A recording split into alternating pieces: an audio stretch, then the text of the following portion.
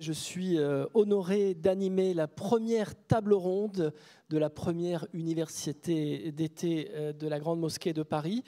Donc, bienvenue à cette première table ronde qui a pour titre « De la laïcité et la religion en France, quelle place pour l'islam ?» avec trois intervenants à mes côtés.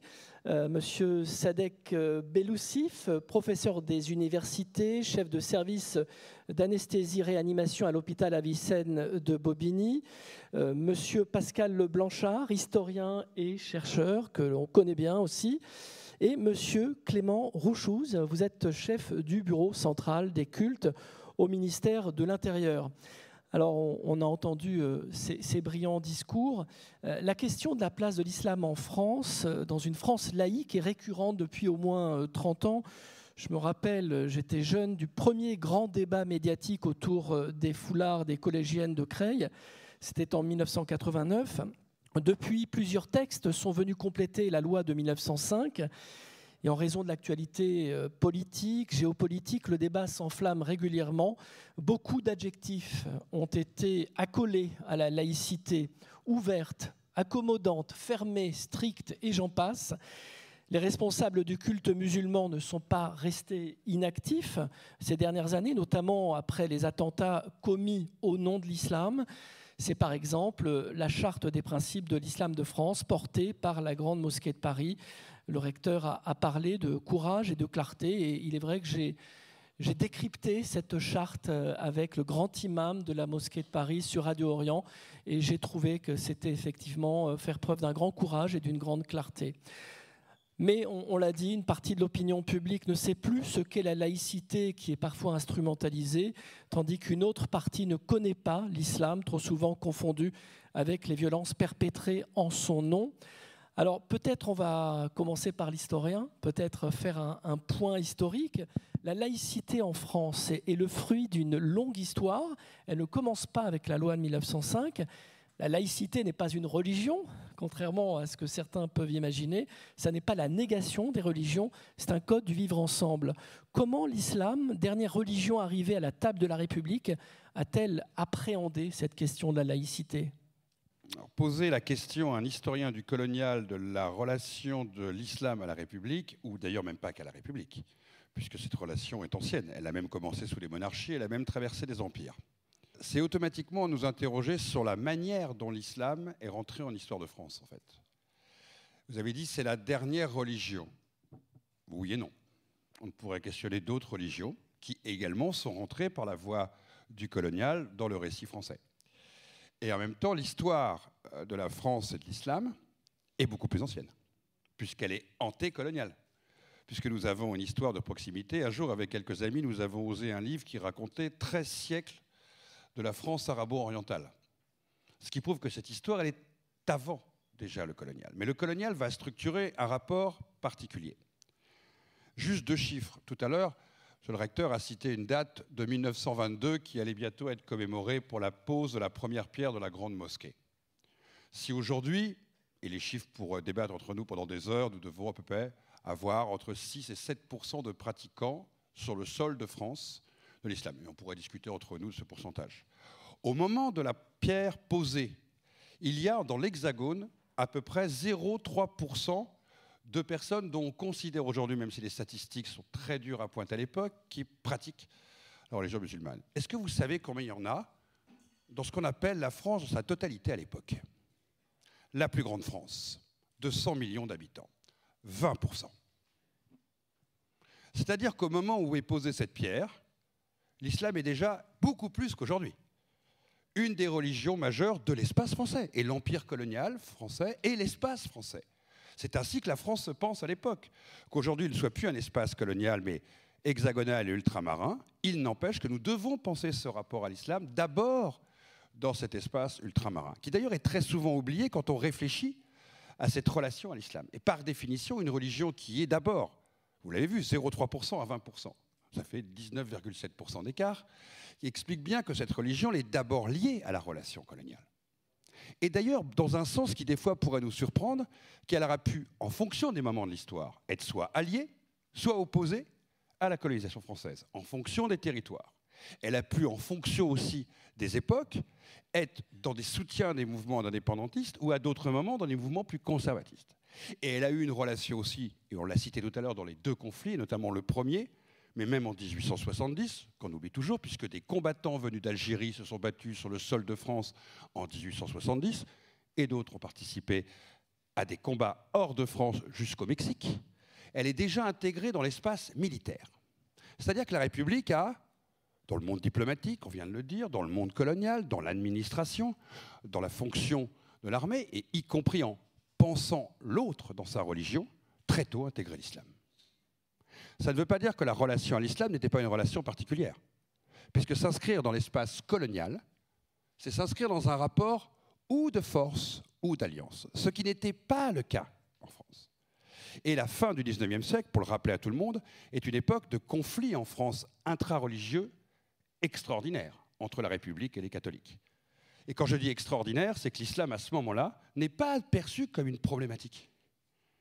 Il n'y a pas de débat sur l'islam de France à la fin du XIXe siècle. Il n'y a pas de débat sur l'islam en France ou dans l'Empire au début du XXe. Le problème, c'est les catholiques. Et c'est l'Église de France. Donc on se pose la question de la laïcité. La question de l'islam n'est pas posée dans le débat, car il n'est pas interprété, intégré, pensé, subsumé, comme à ce moment-là, une réponse de la laïcité qui doit être posée à une problématique qu'aurait l'islam par rapport à la République. Il n'y a pas de problématique par rapport à l'islam. L'islam est d'abord pensé dans l'espace du droit colonial, en grande partie. C'est, vous l'avez dit vous-même, beaucoup plus tardivement, je dirais dans le temps post-colonial, et notamment à travers ce qui est quelque part un autre espace-temps et un espace géographique, l'Hexagone, que va se penser, et parce que d'un seul coup va se poser la question d'une pérennisation, non plus dans le droit colonial, mais dans le droit commun, de la place d'une religion qui prend de plus en plus de place, et dont en fait, très peu de gens dans l'espace, cette fois-ci républicain hexagonal, n'avaient pensé le mode de relation avec la République. Et c'est ça qui fait que dans les années 80-90, d'une manière un peu tectonique, arrive un débat nouveau, mais pas plus et pas moins tectonique. Ou alors on a oublié comment les ordres religieux en 1903-1905 ont vécu la relation avec la République. On a oublié comment se passe la loi de 1905 et ça a été turbulent. Et ça a mis 30 ans à se stabiliser. Ou alors c'est méconnaître l'histoire de France, de ne pas se rendre compte que l'histoire de la religiosité et de l'État était compliquée. Est-ce que vous voulez qu'on rappelle les querelles de religion dans ce pays, voire les guerres de religion ? Notre pays est très très doué pour créer des querelles. Pourquoi ? Parce que ces querelles sont souvent les reflets d'une adaptabilité au vivre ensemble. Et en fait, nous trouvons que ce temps de bouleversement depuis 40 ans est long, 40-45 ans, en fait, il est court. Il est assez court par rapport à l'histoire de la relation que la France a avec la religion musulmane, que la France a avec des gens qui croient en l'islam. Et donc, ça nous oblige aussi à ramener cette temporalité à un questionnement qui est de toute façon évident. Pour apprendre à vivre ensemble, il faut écrire à un moment des pages communes. Et vous en avez cité quelques-unes. On pourrait prendre, vous et moi, une chronologie depuis les années 80, tout à fait hallucinante, des décisions, des volontés des ministres de l'Intérieur, des décisions publiques, des grands débats nationaux, des débats sur le voile, des débats sur l'organisation de l'islam de France, qui, en plus, venant de pays différents, sont aussi dans la filiation de l'histoire.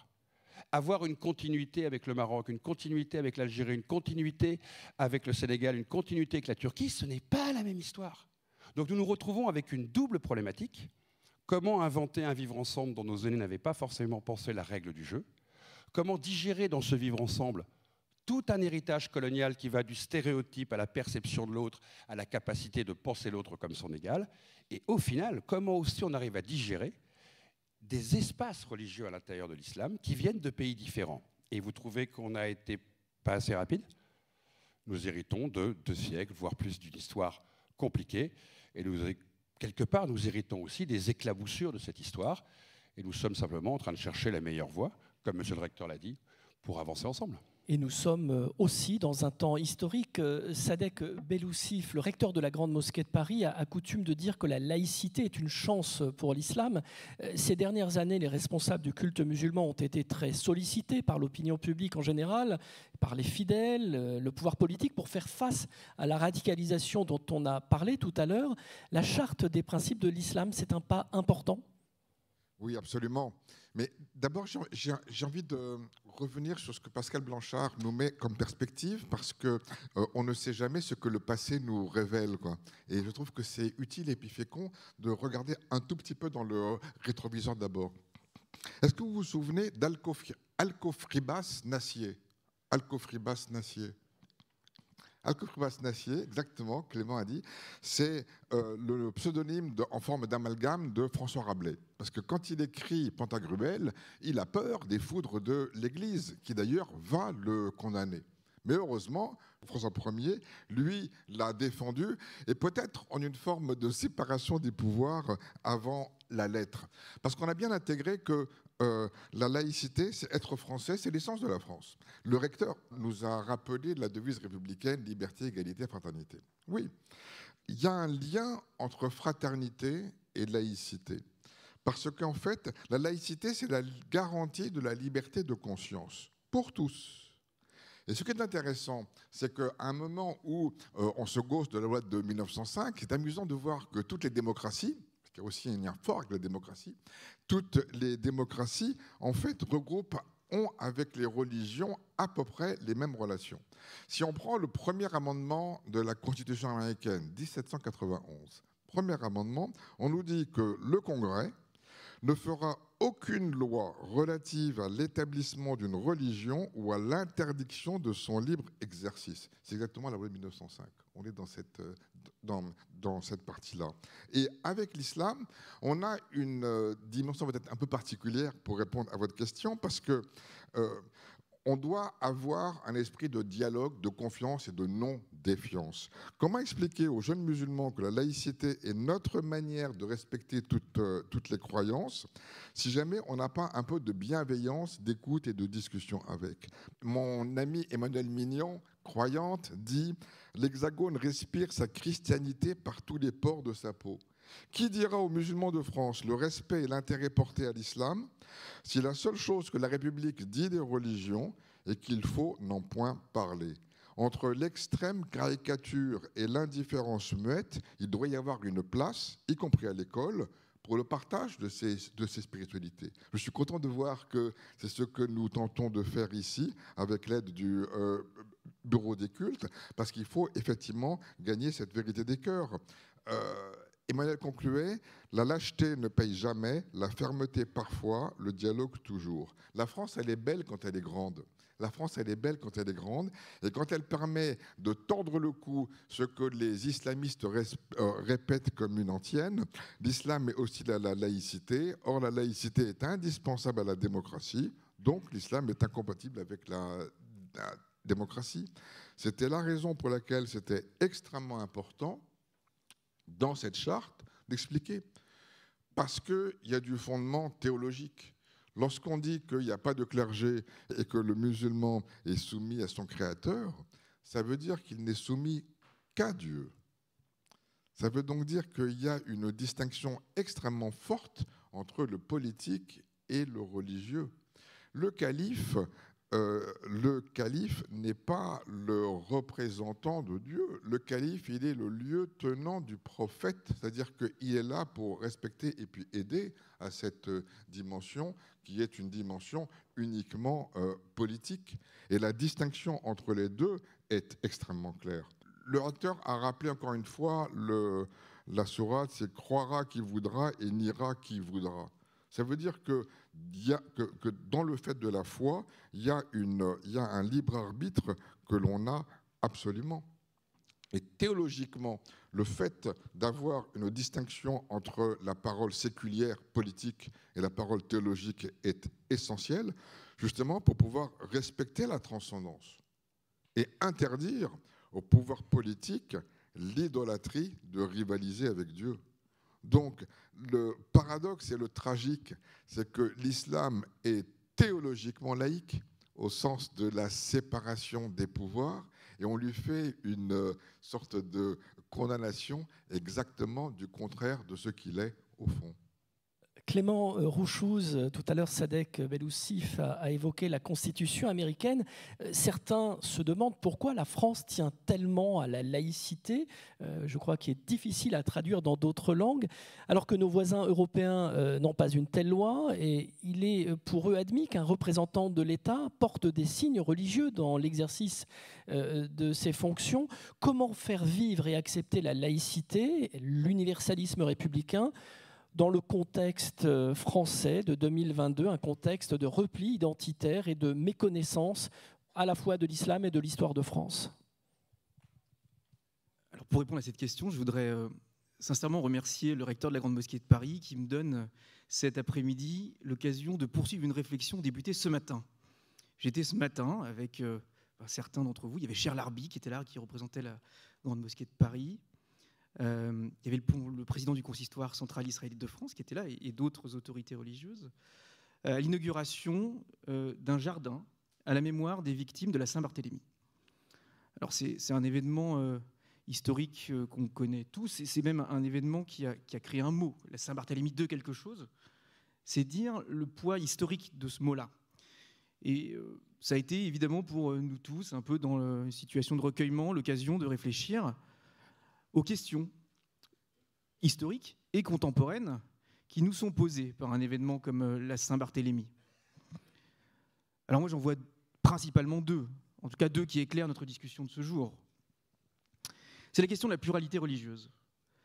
La Saint-Barthélemy, c'est un moment où des Parisiens assassinent leurs voisins parce qu'ils n'ont pas la même religion. Et la deuxième question que je vois, c'est la question du rapport du politique au religieux. La Saint-Barthélemy, c'est un moment où, alors je ne me prononcerai pas sur le roi de France, mais l'entourage du roi de France organise l'exécution des gentilshommes protestants venus pour le mariage entre Henri de Navarre, futur Henri IV, et Marguerite de Valois. Et il me semble que ces deux questions, elles sont au cœur de l'émergence de la notion de laïcité telle que nous l'entendons, mais aussi telle que toutes les sociétés démocratiques l'entendent.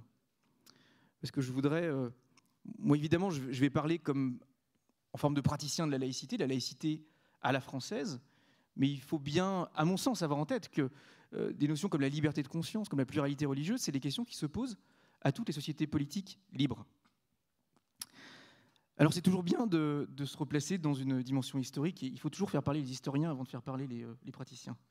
Et cette règle a été respectée, et c'est excellent. Cette dynamique historique, elle a abouti effectivement à ce qu'on constate aujourd'hui, ce que vous constatez, qui est que la laïcité est, dans le discours politique et dans notre droit, un élément fondateur de nos institutions et du pacte social. Alors, en un peu plus de 3 ans et demi au Bureau central des cultes, ou un peu moins de 3 ans et demi plutôt, j'ai appris une chose, c'est qu'il faut bien se garder de vouloir asséner une définition de la laïcité. Tout au moins, peut-on s'appuyer sur des réflexions. Alors, il y a évidemment quelques réflexions qui sont personnelles, et on peut aussi s'appuyer sur des travaux et peut-être se raccrocher au droit. Alors, je le fais avec un petit peu d'humilité en présence de l'ancien vice-président du Conseil d'État, mais en 2004, le Conseil d'État, à la veille de l'anniversaire de la loi de 1905, s'était posé la question de ce qu'était le principe de laïcité dans notre droit. Donc il y a un rapport qui est disponible en ligne, et évidemment très riche, et qui dit finalement la laïcité, en dehors de ces multiples éléments concrets dans notre droit, c'est 3 choses. La neutralité de l'État. L'État n'incarne pas une religion, l'État n'a pas à incarner de religion, d'où ce que vous disiez, la raison pour laquelle, si je portais un signe religieux ou si je vous dévoilais mon affiliation ou mon absence d'affiliation religieuse, je commettrais une infraction. Deuxième élément que relève le Conseil d'État, la liberté de religion. Ça veut dire que chacun est libre de croire dans les limites de l'ordre public, nous dit la loi, mais c'est un principe général, et qui explique que l'État doit s'abstenir, hors cas de respect de l'ordre public, d'intervenir dans l'organisation interne des cultes, par exemple. C'est des questions qu'on a encore eues récemment dans la loi confortant le respect des principes de la République. Ou alors dans le dogme lui-même. Et enfin, le Conseil d'État nous dit Le dernier élément, c'est le pluralisme. La laïcité permet le pluralisme. Non seulement la liberté interne au culte, mais le fait qu'il puisse y en avoir plusieurs. Moi, je trouve que c'est toujours bien de se raccrocher à ces éléments-là qui sont finalement des effets de la laïcité, plutôt qu'une définition. Alors, la loi qu'on présente et sur laquelle moi j'ai eu le plaisir, l'honneur de travailler depuis quelques années dans le cadre de la réforme du régime des cultes, la loi de séparation 1905. Moi, aujourd'hui, je ne sais toujours pas si cette loi institue la laïcité ou si elle la parachève. Parce que la laïcité, c'est un grand mouvement qui est passé des édits de tolérance, d'abord. On commence par tolérer une autre religion que celle du souverain. Donc, le premier édit de tolérance, c'est celui de 1788, l'édit de Versailles, qui abolit l'édit de Nantes, de triste mémoire. Et ensuite, tout au long du XIXe siècle, la déconfessionnalisation de l'état civil. On n'avait pas d'état civil si on n'était pas catholique avant la Révolution française. La déconfessionnalisation de l'enseignement, des cimetières, des services publics, et tout ça est parachevé en 1905 par cette loi de séparation. Alors que dit la loi de séparation? Que disent très peu de lois instaurant ou parachevant la laïcité? Je ne peux pas me prononcer sur ce point-là. Elle dit une chose qui intellectuellement, je trouve, est très riche, c'est le principe de non-reconnaissance. C'est-à-dire, on ne peut pas, alors c'est amusant parce que vous citiez, cher Sédèque, dans la Constitution américaine, un autre principe de reconnaissance. On ne peut pas écrire dans le droit, les catholiques ceci, les musulmans cela. C'est quand même important de le répéter. Le droit ne peut s'appliquer que de manière générale et absolue. Alors la question qui se pose à nous, qui sommes des praticiens de la laïcité, c'est quand on ne reconnaît pas un culte, comment on parle à un culte? Alors nous, on dit souvent, le corollaire du principe de non-reconnaissance, c'est le principe de non-méconnaissance. Et le principe de non-méconnaissance, c'est le principe selon lequel qui exerce un culte vient nous voir. Et c'est le fondement de ce qu'on essaie de faire. Pour répondre peut-être à la question, alors je ne pense pas répondre à cette question, mais porter des éléments au débat. Quelle est la place de l'islam dans la laïcité en France? Il y a 2600, peut-être un peu plus, mosquées en France. C'est un sondage. Le dernier recensement religieux, M. Blanchard, mais vous le savez très bien, en France, c'est 1872. Alors effectivement, il n'y avait pas beaucoup de musulmans, il y avait beaucoup de catholiques à l'époque.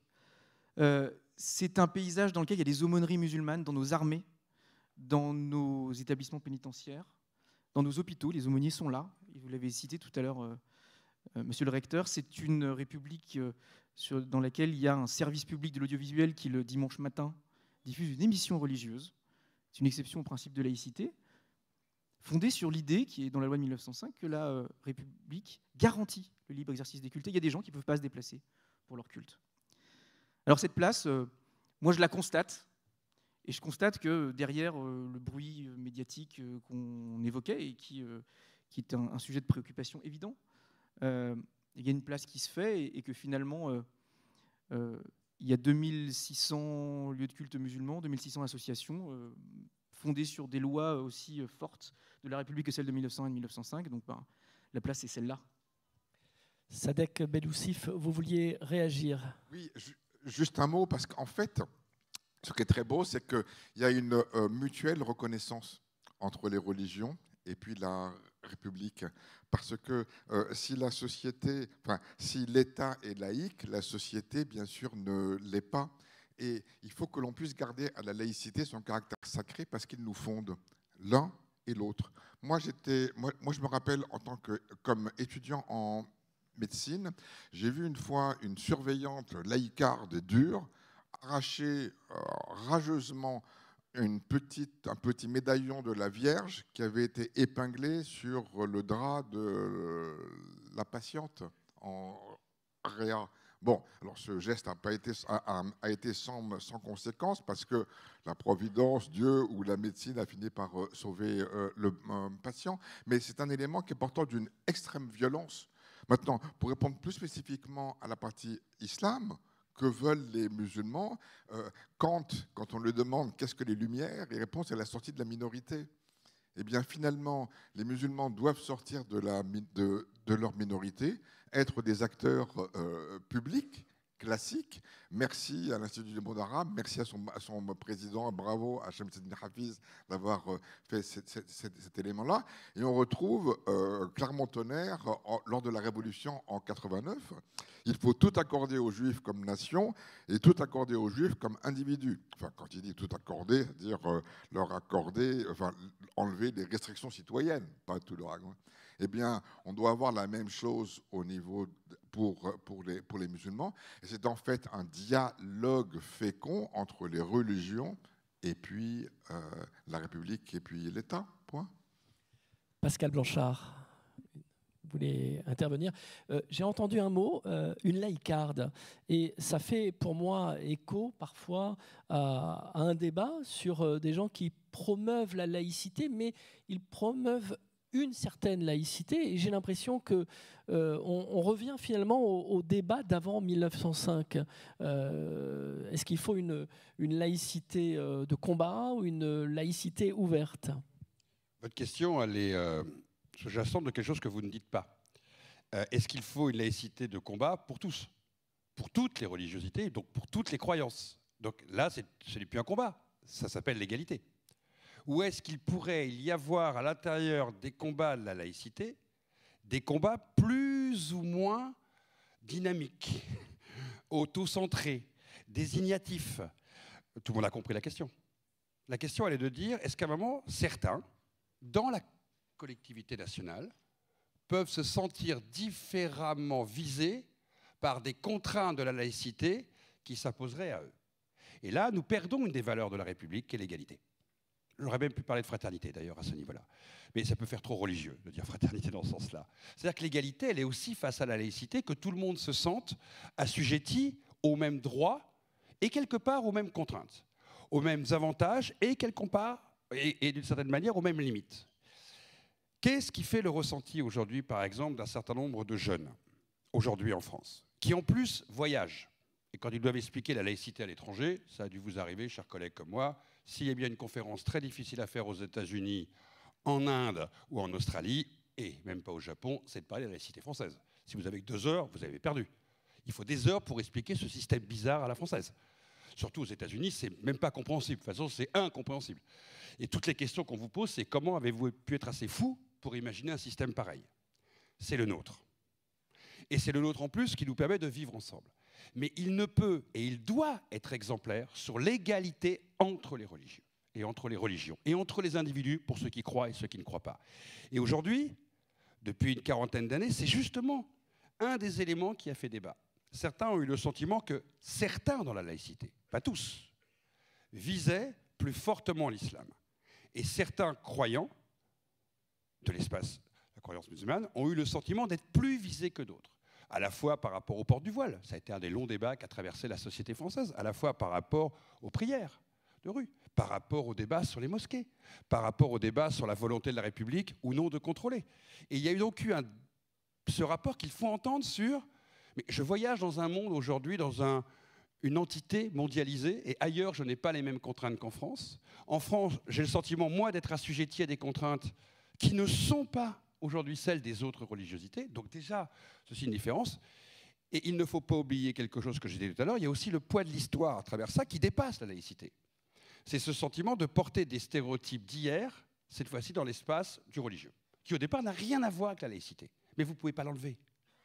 Vous ne pouvez pas oublier que la longue histoire du stéréotype, du stigmate, de la désignation, du regard sur l'autre, à un moment, je dirais, dans le récit, ce n'est plus le temps des indigènes, ce n'est plus le temps des colonies, mais le stigmate ne s'arrête pas avec la décolonisation politique. La force du stigmate, c'est d'être comme un ruisseau, il ne s'arrête jamais. Il prend des mots et des formes différentes. Donc à un moment, il peut venir ruisseler sur le débat sur la laïcité, sur un regard spécifique de l'autre qui fait peur, par exemple. Monsieur le recteur, tu as parlé tout à l'heure de quelqu'un qu'il ne faut pas citer. Ici, elle peut même faire une opinion politique et un combat électoral jusqu'à une présidentielle. Et on le sait que depuis les années 70, c'est un sujet politique. On le voit que c'est un sujet aussi d'angoisse pour certains, identitaire. Parce que voir la religion de l'autre, c'est avoir un sentiment de dépossession. Et il n'y a pas forcément de la xénophobie là-dedans. C'est quelque chose de très compliqué, avoir le sentiment que l'on perd quelque chose quand on voit l'autre montrer quelque chose. Et quand vous faites de la psychanalyse sur ces questions-là, vous vous rendez compte que voir la religiosité de l'autre, c'est des fois avoir un sentiment que ceci peut vous subsumer, vous submerger. Et il faut être très vigilant, parce que croire qu'un monde change facilement et que ça ne pose pas d'effets collatéraux, ce n'est pas vrai. Une mosquée dans une ville, c'est un effet qui change. Et ne pas le voir, ne pas le comprendre, ne pas mesurer l'effet que ça produit, ce n'est pas comprendre que nos mondes changent. Et nous savons tous qu'un monde qui change doit pouvoir être accompagné. Et enfin, je terminerai par là, la laïcité, qu'on va dire punitive, agressive, en termes de dialectique de surrépublicanisme, par exemple, est aussi une posture politique. Elle est devenue une posture politique qui peut exclure certains d'un tout-soi que l'on voudrait refermer sur d'autres, comme s'ils s'étaient en fait incapables d'être de bons républicains. Donc vous voyez bien, ça n'a plus aucun rapport cette fois-ci avec la religiosité. Et dans votre question, il y a toutes ces strates. Et quelque part, on les vit en même temps. Donc on ne peut pas ne penser qu'il n'y a que le religieux qui se regarde dans le débat que nous appréhendons, parce que même le terme de laïcité n'a plus seulement aujourd'hui, dans son substrat de vocabulaire, qu'une dimension religieuse. Il y a aussi une dimension de l'ordre du politique, voire même de l'idéologique, voire même presque de l'identitaire dedans. Et c'est d'ailleurs intéressant de voir qu'en 40 ans, le mot de laïcité, qui n'était jamais prononcé par certains leaders politiques de partis créés dans les années 70, est devenu un terme employé aujourd'hui par des partis très à droite qui n'auraient jamais utilisé ce terme à l'origine, étant beaucoup trop républicains à leurs yeux. Clément Rochouz, est-ce que vous voulez réagir à ce que vient de dire Pascal Blanchard, notamment sur cette question de la visibilité qui est perçue différemment selon notre opinion politique, selon notre histoire? Pascal Blanchard a rappelé tout à l'heure l'émergence au forceps de l'application de la loi de 1905. C'est effectivement, 1906, c'est une année de troubles. Et 1906-1925 sont des années d'ajustement. Je dis 1925 parce qu'en fait, on fait terminer souvent la crise politique très dure, très lourde, très forte entre la République et l'Église catholique, d'un accord avec le Saint-Siège de janvier 1924. Alors pour faire plus simple, je dis 1925. La guerre de 14 était passée par là, mais il faut aussi avoir en tête que l'année 1906, le gouvernement français tombe sur la question de l'application de la loi de 1905. Il faut avoir en tête que c'est l'année de l'expulsion de l'archevêque de Paris. C'est l'année, alors c'est un petit peu plus tard, mais dans les années qui suivent, on a le cardinal archevêque de Bordeaux qui est condamné au pénal sur le fond de la loi de 1905. Donc il y a des années d'ajustement qui sont extrêmement lourdes et je pense que c'est toujours important de se rappeler que tout ça est une dynamique historique. Alors, je me suis adonné rarement, heureusement d'ailleurs, au plaisir d'aller expliquer le principe de laïcité à l'étranger. Alors, en introduction, pour essayer un petit peu de calmer le débat, ce que je dis souvent, je dis, savez-vous que le pays qui connaît la plus grande diversité religieuse du monde occidental, c'est la France, qui a plus de musulmans en France qu'aux États-Unis, qui a la plus grande communauté juive au monde après les États-Unis et Israël, qui a la plus grande communauté orthodoxe en dehors du monde orthodoxe, et évidemment la plus grande communauté musulmane d'Europe occidentale. Alors si vraiment la laïcité était pensée comme un outil d'oppression du religieux, il a été mal pensé, cet outil. Et je pense que c'est toujours important de se rappeler ces faits, parce que les faits, comme certains disent, sont un petit peu têtus. Pour autant, je pense qu'il faut aussi... puisqu'on parle d'islam là, forcément, donc c'est un petit peu le sujet qu'on évoque, mais peut-être aussi prendre du champ sur la question laïque. La question laïque, elle a des conditions politiques dont a parlé Pascal Blanchard. Elle s'applique aussi sur un substrat social qui a radicalement changé par rapport à la période pendant laquelle il s'est stabilisé dans les années 20. Il y a un sondage IFOP qui est sorti l'an dernier, je crois, et qui m'a beaucoup marqué. Pour la première fois, un sondage nous dit plus d'un Français sur deux ne croit pas en Dieu. Pour la première fois de l'histoire, plus de 50% des Français sont étrangers aux sentiments religieux. Alors, ce n'est pas une nouveauté, parce que ce type de sondage, on l'a sur longue période. Les historiens de la laïcité, ou plutôt de la sécularisation en l'occurrence, parce que la laïcité est un principe d'organisation des pouvoirs publics, la sécularisation, une évolution sociale, nous disent tout ça commence au XVIIIe siècle. Enfin, toujours est-il qu'on constate qu'on a une désaffiliation religieuse croissante dans le pays, qui n'est pas propre à la France, mais enfin, en tout cas, nous, on regarde le pays, et qui s'est accélérée, et ça a, à mon sens, deux effets. D'une part, aujourd'hui, en statique, plus de 50% des gens sont étrangers aux sentiments religieux. Donc la question de la visibilité religieuse ne se pose pas pour eux de la même façon que quelqu'un qui a une affiliation religieuse. Deuxième élément, tout ça a des effets intergénérationnels. Et les sociologues de l'évolution des religions coupent la population en tranches et disent que ce type de population ne transmet pas sa croyance d'une génération à une autre. Ce qui fait qu'on a une part importante, alors moins de 50% pour l'instant, mais on atteindra certainement ce pourcentage dans les années à venir, un pourcentage important de la population qui a été socialisée dans un milieu sans connexion religieuse. Et dans le débat qu'on a sur la question de la visibilité religieuse, je pense que c'est un élément qui est absolument fondamental à prendre en compte. On a aujourd'hui une société qui n'est pas habituée à la visibilité religieuse comme elle l'a été antérieurement. Et je pense que ça explique aussi pourquoi la laïcité est aujourd'hui perçue différemment qu'elle ne l'était avant, dans une société beaucoup plus croyante. Voilà peut-être ce que je pourrais apporter comme complément. En tout cas, sur la question laïcité d'ouverture ou de combat, moi je suis un modeste fonctionnaire, j'ai regardé les textes, j'ai jamais trouvé d'adjectif dans les textes de droit, donc pour l'instant je me contente d'appliquer la loi. Sadek Beloussif. Merci beaucoup Clément, et c'est justement parce que c'est peut-être plus difficile qu'il faut qu'on soit bienveillants les uns avec les autres, quoi. Vous vous rappelez tous du mot du général de Gaulle, comment voulez-vous gouverner un pays qui fait 300 fromages? Et la discussion qu'on a à l'étranger, notamment avec les Américains, moi je démarre avec ça, c'est-à-dire que en France on a 300 fromages mais on a un seul Dieu, tandis qu'aux USA vous avez un seul fromage et 300 dieux. En France, il y a une seule communauté qui vaille, il y a une seule communauté, c'est la communauté nationale. Et la beauté de la laïcité, c'est que justement, elle nous rend tous semblables avec cette même citoyenneté. Et une fois que l'on a acquis ça, ce principe républicain, c'est la laïcité qui, derrière, justement, va protéger cette pluralité religieuse. Et donc, pour le coup, on a le beurre et l'argent du beurre. C'est-à-dire, mais ce que ça impose, il n'y a pas d'imposition, mais à quoi ça conduit en suivant la fin ou la conclusion de l'exposé de Clément Rouchot, ça conduit à la nécessité de comprendre et de connaître l'autre. Et ça veut dire que, en fait, pour moi, me semble-t-il, la laïcité, ça doit aller de pair avec une discussion et à l'école. Et justement parce que on a la moitié de pères de famille qui se déclarent agnostiques ou athées, à l'école, on doit avoir l'enseignement du fait religieux. Et il faut remettre le métier sur l'ouvrage. L'enseignement du fait religieux, c'est difficile. Parce que quand on fait l'enseignement du fait religieux, on va forcément arriver à un moment flirter avec la transcendance. Et j'imagine que le prof de lycée et de collège va être parfois en difficulté à manier transcendance, immanence et quelles sont les relations à la croisée entre ces deux notions, si vous voyez ce que je veux dire.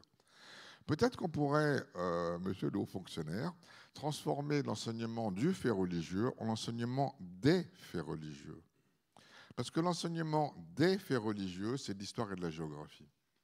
Et là, à ce moment-là, ça rentre pleinement dans le champ et dans le corpus de ce que l'honnête homme du XXIe siècle doit savoir et peut savoir. Et l'école est là. On est dans une notion où on a à la fois éducation et puis instruction. C'est justement parce qu'on a une séparation de l'ordre religieux, de l'ordre politique, que l'on doit comprendre et connaître ça. Et je pense que ça serait extrêmement utile, au premier rang, pour les petits catholiques et pour les petits protestants. Parce que, bon an, mal an, les petits juifs et les petits musulmans peuvent avoir une sorte de transmission. Les petits catholiques, quand ils vont à l'école libre, ont aussi les notions d'éveil à la foi. Finalement, si on n'a pas ça, finalement, c'est difficile de comprendre l'art, c'est difficile de connaître la distinction, la différence entre l'ascension et l'assomption, si n'est que c'est tous les deux un week-end prolongé. En France, on a besoin de connaître l'autre pour se connaître soi-même. Pascal Blanchard. Je voudrais juste répondre à 2 points sur l'éducation nationale en tant qu'historien et praticien en termes pédagogiques. Vous avez entièrement raison, mais il y a 2 notions qu'il ne faut pas oublier. Notre histoire n'est pas neutre, enseignée dans son enseignement aujourd'hui, sur le fait religieux. Non pas par la porte d'entrée du religieux, mais par la porte d'entrée de l'effet collatéral. Je prends l'exemple des croisades, comme d'autres sujets d'ailleurs. Vous avez cité la Saint-Barthélemy, je trouve ça très très bon exemple d'ailleurs, parce que les gens oublient complètement qu'il y a eu des guerres religieuses dans ce pays, tout simplement, parce que ça fait partie de notre récit, et qui ne sont pas forcément des enseignements, parce qu'on peut avoir le sentiment qu'ils peuvent faire peur, et qui petit à petit ne sont pas toujours très bien expliqués auprès des élèves. Parce qu'ils peuvent être aussi, en termes d'historicité, une grande capacité de montrer que ça prend du temps de construire la vie de gens qui croient différemment. Et un deuxième point qui est essentiel à raconter quand on veut parler des faits religieux, c'est de comparer avec l'étranger. La comparaison avec l'étranger est fondamentale. C'est-à-dire qu'il y a un oubli qu'à un moment, vous l'avez très bien dit, d'expliquer que notre pays a des défauts, parce qu'il n'est pas parfait, aucun pays est parfait, mais dans le fait religieux d'autres pays, c'est aussi très compliqué. Et donc de replacer que notre système n'a peut-être pas trouvé la solution idéale, mais alors d'autres pays n'ont pas encore trouvé non plus la solution parfaite pour faire des religions. Quand vous prenez la situation de l'Inde aujourd'hui, par exemple. Et je pense que quand vous êtes un enseignant, avec des classes où il peut y avoir des élèves athées et des élèves qui croient, et pour la première fois aussi, un point qu'il faut signaler, c'est des élèves qui peuvent croire à des religions différentes des parents, ce qui est une très grande nouveauté, c'est encore peu en pourcentage, mais c'est aussi une nouveauté du temps présent, des enfants, des jeunes ados qui commencent à croire en d'autres religions. Il faut mesurer où, qui vivront après en couple avec des religions différentes, qui est aussi quelque chose de nouveau dans notre pays. Tout ça doit être intégré et pas simplement se limiter à enseigner les religions. C'est un premier niveau de strate, mais de réintroduire ces enjeux dans le récit, dans la manière de transmettre, dans la manière d'être pédagogue, dans la manière de donner de l'historicité aux choses. Ce que vous avez dit, par exemple, sur le contexte où, en gros, on a eu une guerre de 20 ans entre l'Église et l'État en France, c'est très peu enseigné. Si vous ouvrez un manuel scolaire, alors la guerre des religions au début du XXe, c'est comme si la loi de 1905 et par exemple les ordres monastiques et la situation sur les territoires s'étaient passées parfaitement bien. Non, pas du tout. C'est un vrai tumulte qui se passe, notamment en région.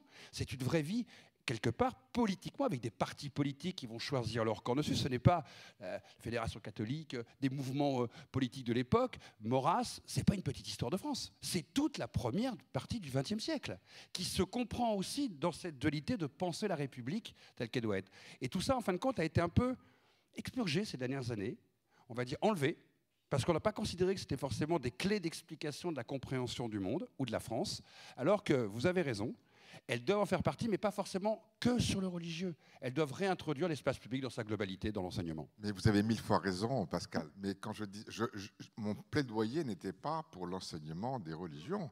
C'était un plaidoyer pour l'enseignement des faits religieux. Parce que c'est comme dans Le Parrain, this is nothing personal, this is strictly business. C'est que du business. Les croisades, c'est du business. C'est aussi une première forme de mondialisation. Je pense qu'on est suffisamment mature pour, à l'instar des États-Unis, puisqu'on citait, dans les écoles, on leur apprend que leur guerre de sécession, qui là-bas est une guerre civile, que la guerre civile, elle est peut-être un combat humaniste d'Abraham Lincoln en faveur de l'émancipation et de la lutte contre l'esclavage, mais elle est aussi un premier choc capitalistique entre les États industrialisés du Nord, qui avaient besoin de main-d'œuvre, et puis les États agricoles cotonniers du Sud. Et peut-être que l'un explique plus l'autre que ce que l'on a. Je crois qu'on a la maturité politique pour ça.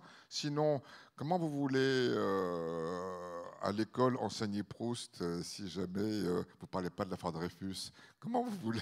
Enfin, c'est insoluble. Et c'est justement parce que le monde est devenu beaucoup plus complexe qu'on a absolument besoin de connaître ça. C'est une connaissance absolument essentielle maintenant. Clément Rochouz, vous vouliez conclure sur ce sujet? Sinon, j'ai une question peut-être pragmatique, concrète. Monsieur le recteur, tout à l'heure, a évoqué les imams il a salué leur travail. Et le problème, c'est qu'il faut rémunérer ces imams. Et je sais que c'est très compliqué avec la loi de 1905.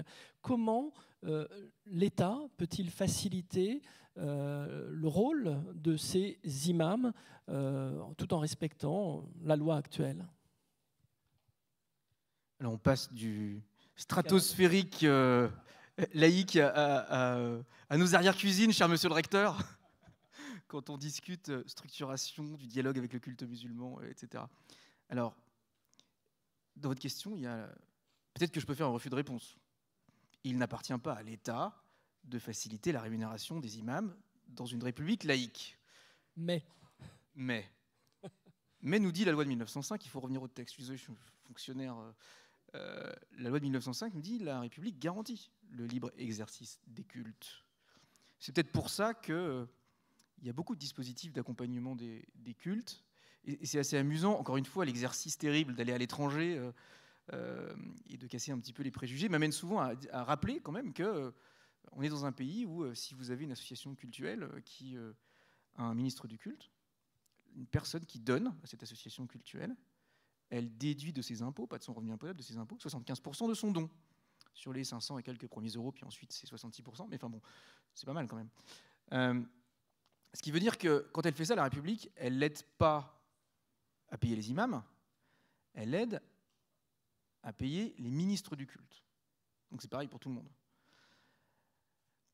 La discussion qu'on a, alors je ne sais pas si c'est vraiment j'ai un peu de peine à sortir de cette discussion sur la laïcité pour un petit peu parler de notre travail quotidien, qui est sans doute l'objet probablement d'autres tables rondes, mais sur la question de la structuration du culte, je pense que la question, c'est une question de dynamique de long terme qui fait que aujourd'hui, l'islam, religion d'une population qui a plus de 50% est française née en France, et bien elle doit trouver les moyens de s'organiser pour former des imams, pour socialiser l'argent qu'elle récolte auprès des fidèles qui sont d'une extrême générosité, et de faire en sorte que la carrière des imams soit pensée, que leur formation au long de la vie soit pensée. Enfin, monsieur le recteur, c'est votre programme,